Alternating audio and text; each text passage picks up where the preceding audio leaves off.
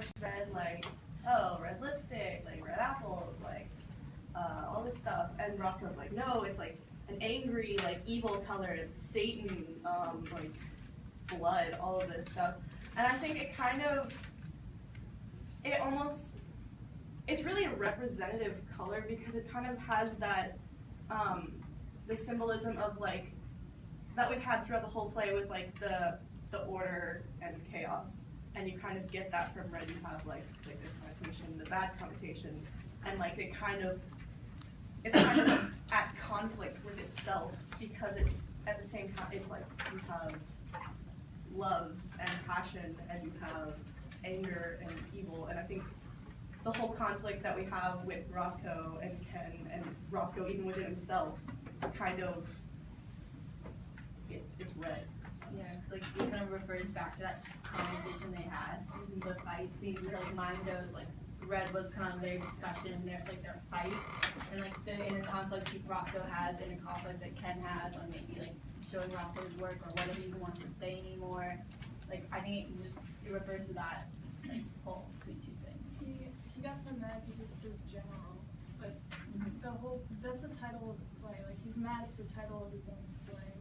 and then like the whole play covers all the emotions or opinions that he has and that Ken has. And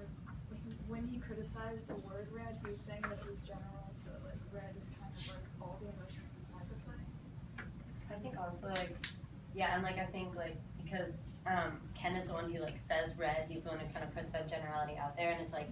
also Ken is also the one who like when they were talking about white, he said that white was like for him it was like death because of his parents, and like that's like a connotation of white, like of a color that normally like people would never say. Like white is usually like purity or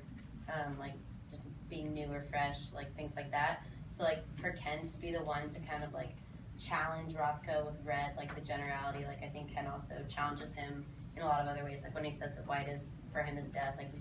he kind of puts a different spin on it, and I think that's like for red being the positive and negative, like a lot of that comes from what Ken like puts into it. I was just gonna say, if you like what Cindy said about how like red is just such a vague term. I mean, there are so many different shades of red, and in some sense, it also shows that like the picture that we see, the one that they actually do, is the one with like the red blobs, and everyone can say like, oh, this is like blood red, this is fire truck red, you know, and there's so many different ways, and I think it also goes back to like how each person interprets it. So like each person can interpret red, which is a vague term, as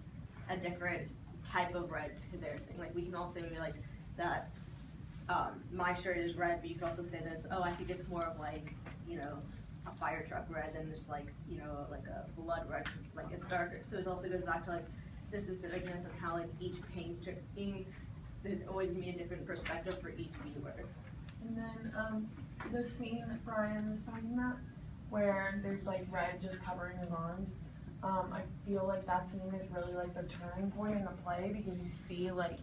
the emotion that Ken has for Rothko, and you see like the crazy, like the true like craziness of Rothko, because he's sitting there just like holding all this red paint, and like red like really shows like the blood in that scene. But then when the white comes in, it's like, well, like you can interpret it so many different ways, and so the red is like really just showing like it's bringing out their personalities in different ways. And also, just how we have the comparisons to Greek gods. Red is the color of Ares, like Mars, god of war. But most people kind of think of god of war, and they kind of associate that with like triumphing on the battlefield. There's actually a separate god of victory, and Ares is very much about like both sides, the winners and the losers. So it's kind of more like this color. I feel like in this is more like symbolizes the struggle itself, and almost how Rothko is like, he's both a part of the generation, you know, that like eclipsed the other one, but he's also a dying breed, and Ken's the upcoming artist, and so it's kind of like he's both winning and losing his war. I think also like that scene where they're fighting about the different meanings of the color red, like is probably one of the most memorable, if not the most memorable part of the play, like at least for me when I read it. And then so just by naming the play itself red, like it allows before you see the show, like you wouldn't necessarily have that connection, but afterward it would like open your mind up to all the different meanings like each individual person has when they think of red, and like how Rothko thinks of red very differently than Ken does, and it's just like opens up that world of there's so many different meanings and shades to all of the colors and stuff. Yeah, I think it's interesting to hear that, and like how the show is red, but to think about like, oh, I mean, all the other colors, you can have like the same kind of like different interpretations. So like you could have like a show called Blue, and everyone walks out like, wow, blue, like you could mean anything. And it's like, I don't know, I mean, that's kind of unrelated, but just interesting for me to think that it's not, like, I mean, in this show, it's like so centered around color red, and that's kind of how the show is. And the emotions that you kind of think of,